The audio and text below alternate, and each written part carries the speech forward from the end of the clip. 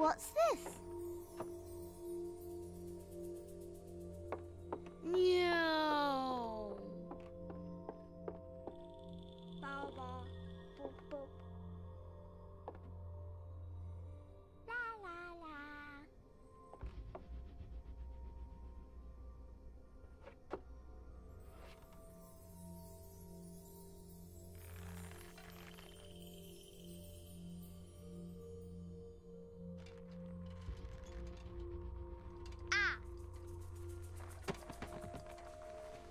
Ooh.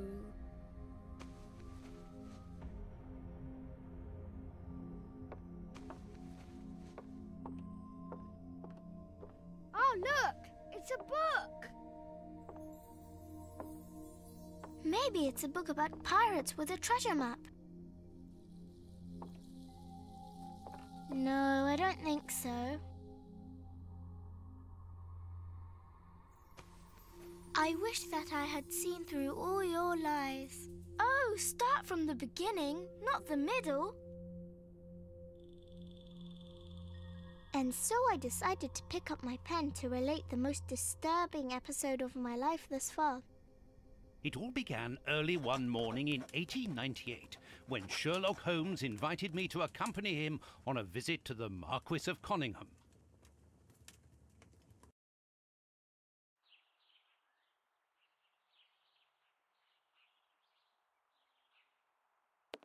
Watson, my dear fellow, we can now go and inform the Marquis that we have found the Samoan necklace, and very much faster than Inspector Baines, too, which pleases me. Have you really solved the theft, Holmes? And so quickly?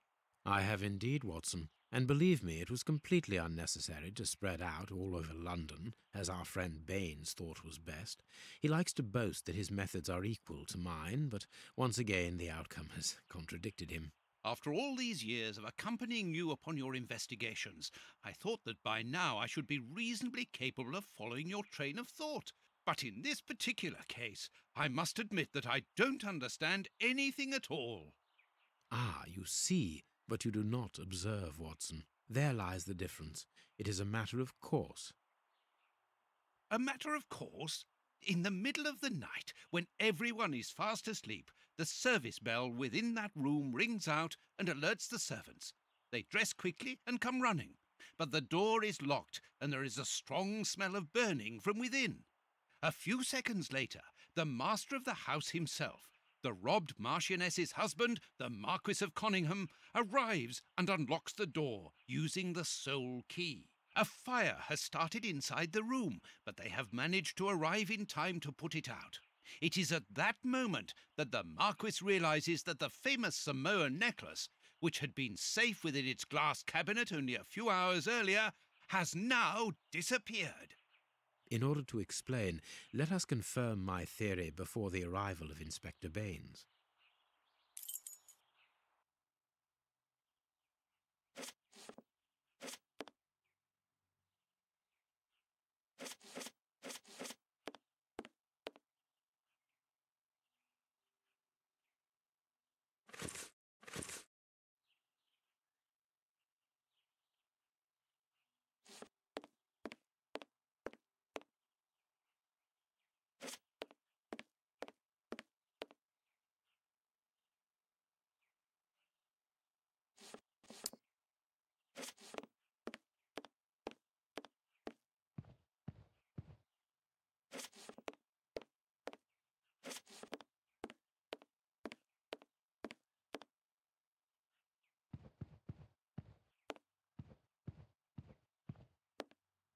This window was cut with a diamond, a clean, discreet piece of work.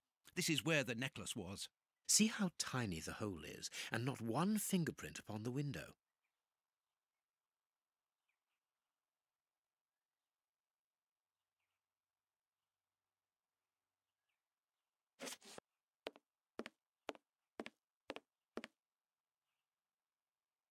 All the windows are locked. They've not been forced.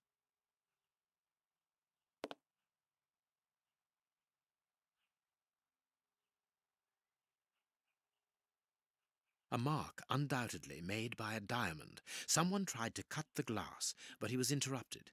Therefore, the thief tried to escape through the window, but he was interrupted.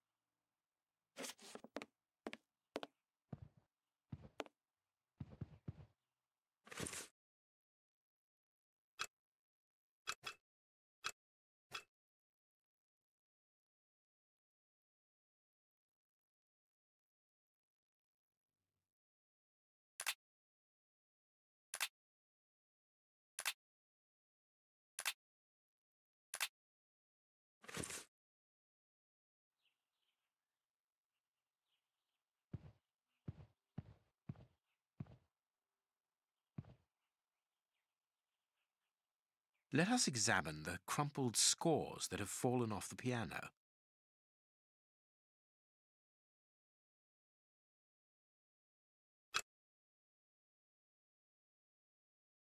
Nothing of interest here.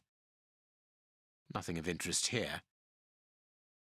Nothing of interest here.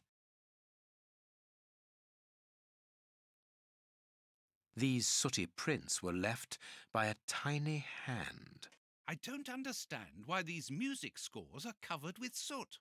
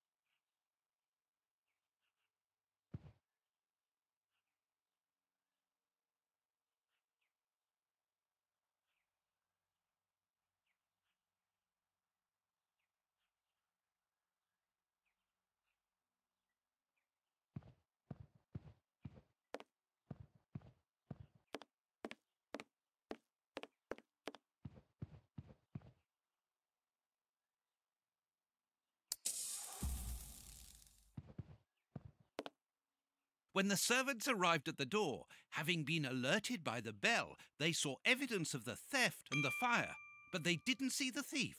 This door is very hard to force. The Marquis is the only person to have the key. The thief could not get out through here until eventually, when the door was opened by the servants.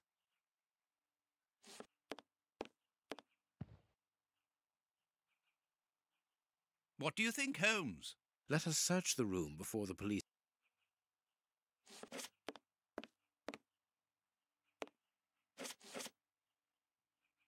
Heading towards his chosen escape route, probably the window, the thief knocked over the stool, which then caught fire.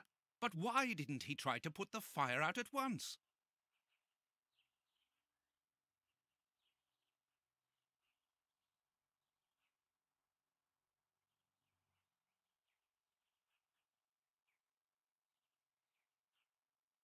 Footprints. You are not going to get on your knees to examine them. There is no need. It is soot. The servants must have trodden in it while they were putting out the fire. The fire started here, just beneath the bell pull. Whoever pulled the cord would have had his feet in the fire, unless it was pulled before the fire started. Strange. There are some objects here that have been knocked over.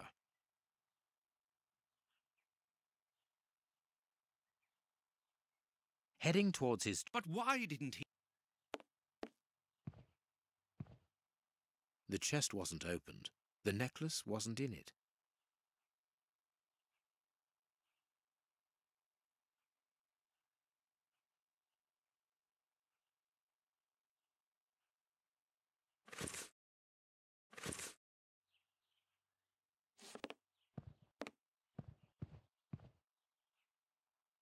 Not very well kept, this aquarium. I can see a dead fish floating on the surface.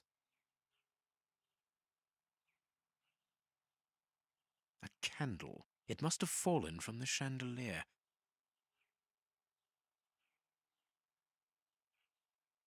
Not very well kept, this aquarium. I can see a dead fish floating on the surface.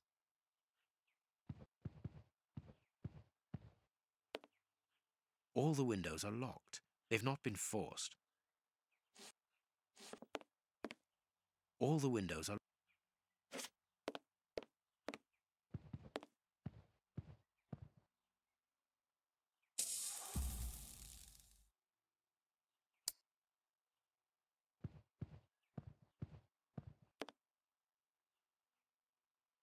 This draft screen makes an ideal hiding place. As the theft was committed at night, I conclude that the thief hid himself behind the draft screen and waited until he was alone in the room. Strange, there aren't any prints, yet I'm sure that the thief hid here. Ah, Mr. Holmes, you're already here. Good morning, Inspector. You've arrived just in time. Ha ha. Scotland Yard arrives like the cavalry, always in the nick of time. Ah, but I know that satisfied expression, Mr. Holmes. Have you already solved the case? It's possible. We have retraced the thief's rather unusual footsteps. He is a true acrobat.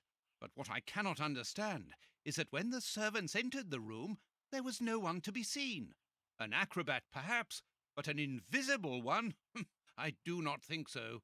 The only explanation is that the thief escaped before the servants arrived. I don't know how, but there is no other way.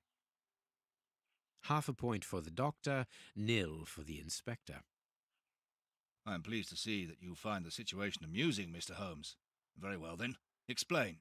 Dr. Watson was correct when he mentioned acrobatics, but he is mistaken about the nature of the acrobat. As for you, Baines, you're quite incorrect, as the thief was in the room when the servants entered. Explain, for heaven's sake, Mr. Holmes. Watson, how could a thief be missed in the middle of 8 men? I don't know. Because he is very small? Stop teasing us, Holmes. Exactly, because he is small and remarkably agile. You're thinking of a monkey? And a trained monkey at that, without a doubt, a Leontopithecus rosalia from Central America.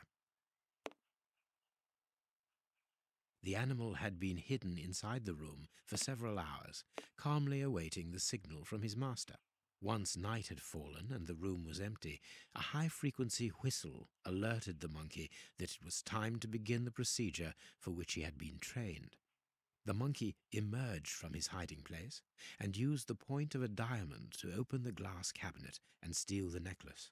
He headed across to the window by the chimney, but knocked over the stool, which in turn knocked aside the fire guard and started the fire.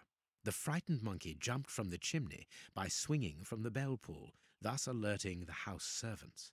He then went to the window and began to use his diamond to cut a hole, but was interrupted by the staff trying to gain entry via the door, and he panicked again. He ran across the piano, scattering the music scores onto the floor, before hiding inside the chandelier, knocking over a candle. Finally, the servants and the Marquis entered the room, leaving the door open while they put out the fire. It was during the confusion that our agile little thief made his escape through the doorway.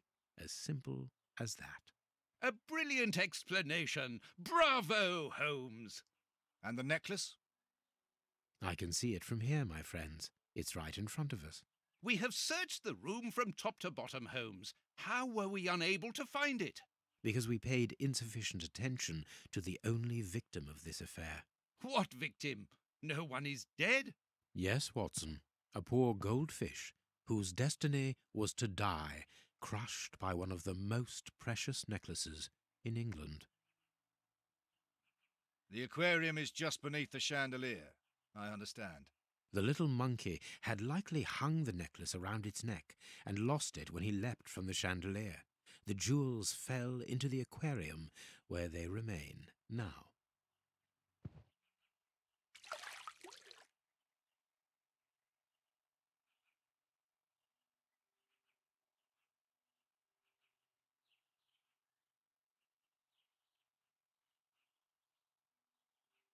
Marquis, here is your necklace, intact, just a little wet. Mr. Holmes, this brilliant demonstration does credit to your reputation. Thank you so much, Marquis. Do you wish to verify the authenticity of your jewel? No, I recognize it. I have spent many hours admiring it, you know. Good. I will return it to its box and... Inspector, a bank has just been held up. You must follow me at once. Orders of Scotland Yard. What times? Sirs, duty calls. My regards, Marquis. And well done again, Mr. Holmes. There, the necklace is in its box. We've lost enough time here. Let's go home, Watson. Ah, very well, as you wish. A good day to you, Marquis. With pleasure, gentlemen. And once again, thank you.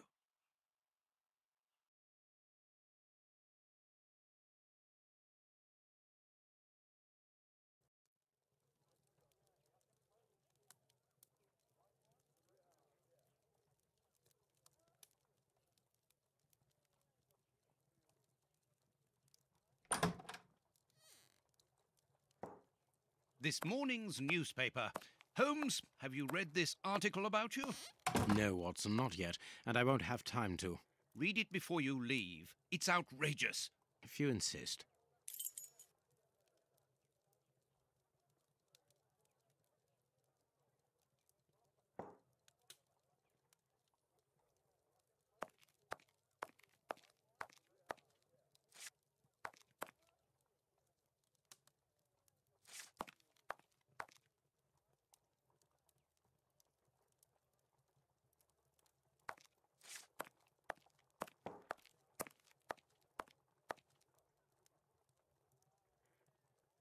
Read the paper, Holmes.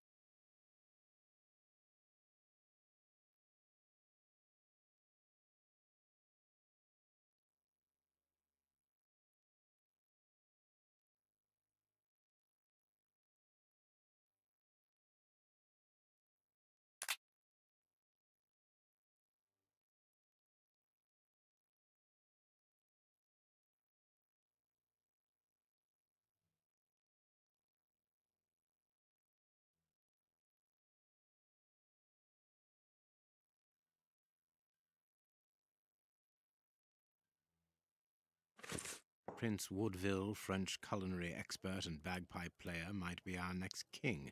That's not so shocking, my dear fellow. You know exactly to which article I'm referring, Holmes. How can Farley dare to tarnish your reputation like that? You know, Watson, that wherever glory walks, jealousy is bound to follow. As for the forgery of the necklace, I suspect that we shall soon be enlightened in this regard. Come in, Inspector Baines. The door's open. Ah, Mr. Holmes. How did you know I was here?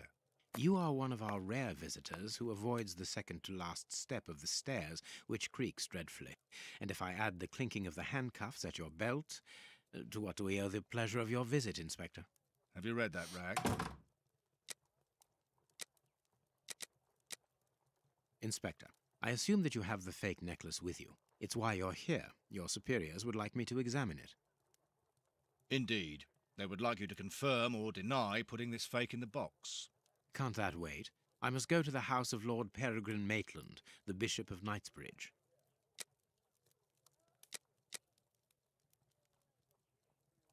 Inspector, can you explain this slander? Has the necklace of the Samoas really been replaced by a fake? I don't know how the reporter got hold of the information, but it's true. About the necklace, of course. I wouldn't permit myself to question the integrity and honesty of Mr. Holmes. The necklace is a forgery? Impossible! I saw the Marquis authenticated before my very eyes, before Holmes returned it to its place. Mr. Holmes, the Marquis believes Osmond Farley's theory. I shouldn't be surprised if the reporter isn't behind all this slander about you. He's a freelancer, well known for his explosive and subjective articles. In any case, the Marquis assures us that you were the last person to have the necklace in your hands. Let's return to the Marquis's house, Holmes. I'm sure that we'll have no trouble in taking apart. It is unnecessary. Such allegations collapse on their own, like one of Mrs. Hudson's soufflés. Let us leave the police to solve this problem and turn our attention to the matters in hand. Perhaps you are right, Holmes.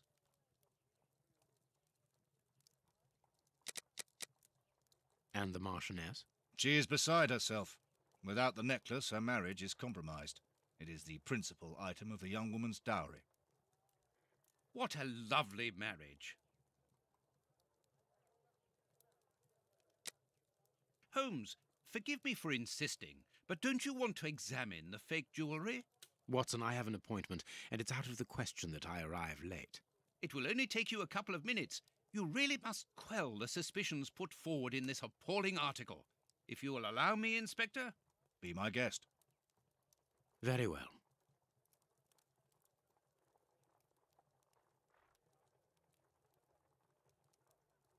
What do you think, Holmes? What do you think, Holmes?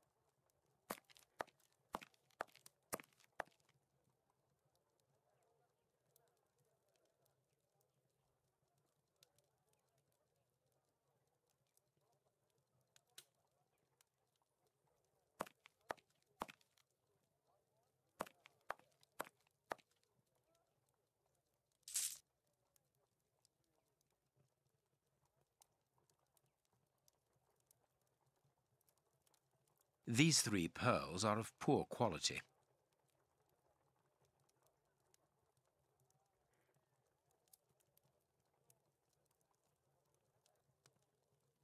This pearl is a different color.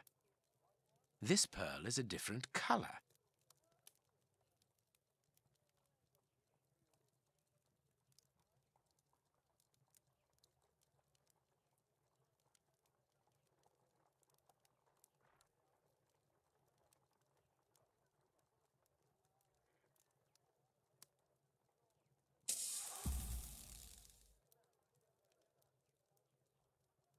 This pearl is too small. It is not in its place here. Too many defects. This necklace is a fake. This is nothing but a vulgar copy, and at a glance it would appear that the forger has intended for it to be seen as such. How could we have been fooled by such a blatant imitation? I don't understand. Yes, how is it possible? Holmes, do you have a theory about this? I have absolutely no idea. You insisted that I examine the necklace, and I have done so. Now it is important that I keep my appointment. I'm sure, Inspector, that you will throw some light on this affair. Oh, Holmes. You may accompany me, Watson, if you care to do so. Goodbye, gentlemen. I'll keep you informed as to my inquiries. Goodbye, Inspector. You mentioned a bishop, didn't you? Are we going to his home? Yes, the Bishop of Knightsbridge. I put his address on our map of London on my desk. Would you get it for me, please? All right, Holmes. The work table, where Holmes analysed.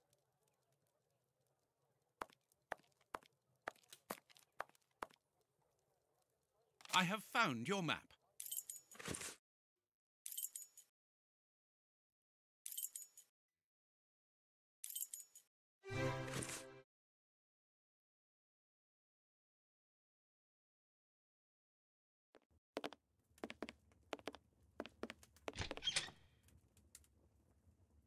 The police?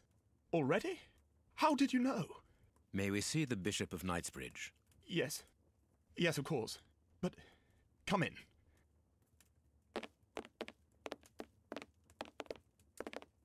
What has happened, Reverend? What? I don't know. It was last night, I think. I only just arrived, and I have made this macabre discovery. My God. How horrible. I haven't called anyone. How did you know that? Holmes, look! The Bishop, appallingly mutilated. How dreadful. Mutilated. And killed. He was such a good man. How could anyone be so brutal? Look at him. He is barely recognizable now. How could any of God's children be responsible for that? They were evidently unworthy children, Reverend. Now do please try to calm yourself and focus, because we will need your assistance. Do you have any idea as to the motive behind this? I haven't had time to do an inventory, but nothing appears to have been stolen. And anyway, His Excellency didn't own anything of great value. I don't know what else I can tell you. Note this down, please, Doctor. Doctor? But you aren't the police? No, Reverend. I am Sherlock Holmes, and this is Dr. Watson. We are here at the request of the Bishop. In that case, I must ask you to leave, and not to touch anything. I must get in touch with the authorities without further delay. Reverend, when the inspectors of Scotland Yard find themselves at a dead end, which they quite often do, I assure you, then they turn to me for help. If you will allow us to continue our investigation, then you shall have the answers to all of your questions. Out of the question! I don't even know you! I'm going to call the police, whether you like it or not. It would be better for everyone, Reverend, if you kept your temper. Watson, are you taking notes? This affair promises to be a complex one. Therefore, we must not overlook the slightest detail. Yes, Holmes. I am keeping a meticulous set of notes. I have created a very clever deduction board. One thing we can be sure of at the moment is that this crime was not for gain. The Reverend has informed us that nothing valuable was stolen, and indeed it would seem that the Bishop had nothing of any worth to take. Very good, Watson. Do continue.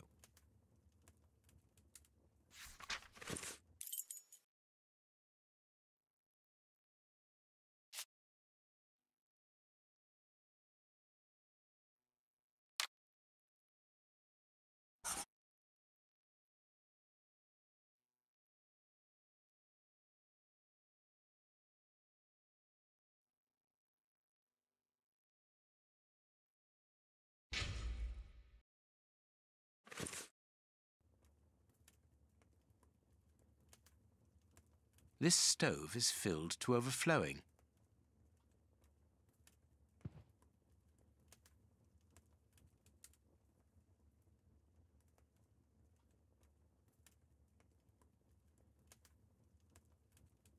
You can see by his expression that he suffered terribly.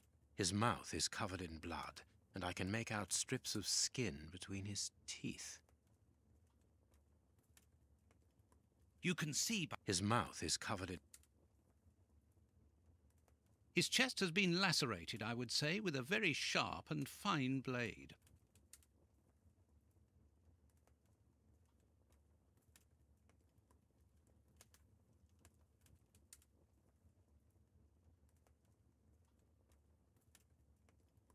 The fingers have been crushed and violently struck.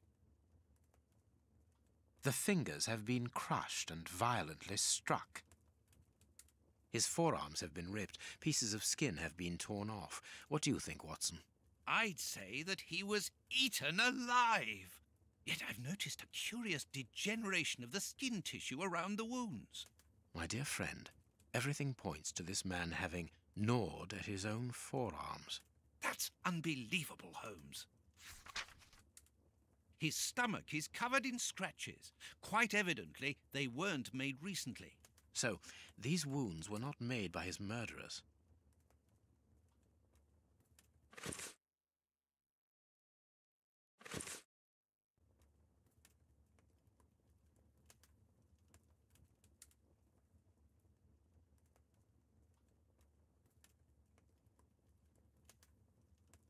These burns are terrible.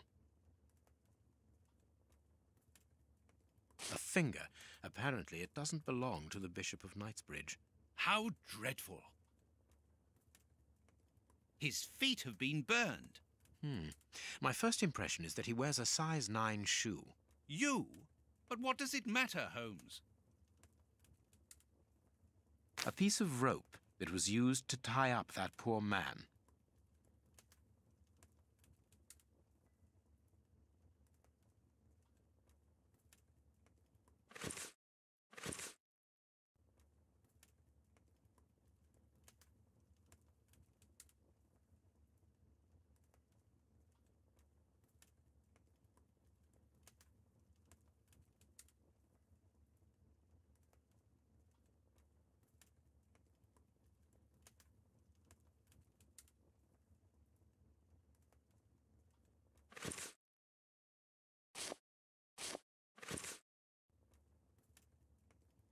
Something is missing here. Oh, yes? And what might that be? His shoes. Watson, his shoes are missing. A broken bottle of whiskey. However, the Bishop of Knightsbridge was known for his sobriety. There is blood on this paperweight. This paperweight was used to crush the victim's fingers. A bottle of whiskey. I can make out fingerprints stained with blood and dirt. It would seem that the brutes who tortured the bishop to death were intoxicated with alcohol. A broken phial and blood near the neck. What a strange smell. Phew, chemical components, I think.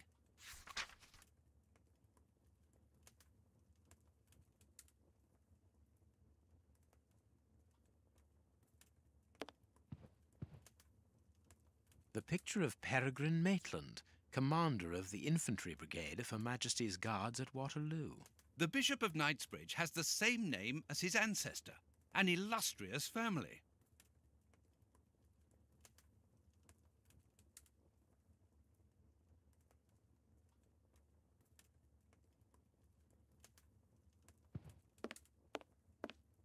This door has not been forced. Where does it lead, Reverend? To His Excellency's room. There is just a mattress and a stool.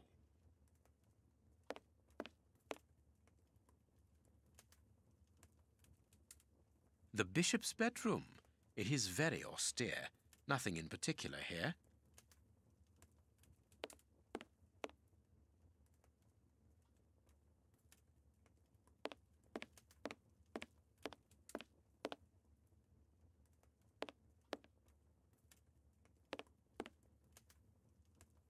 Closed. The veranda door hasn't been forced. Strange. Reverend, might I have the key? No! You have no authority here. Let me call the police. Perhaps we should listen to him, Holmes. Perhaps you should let me get on with this, Watson.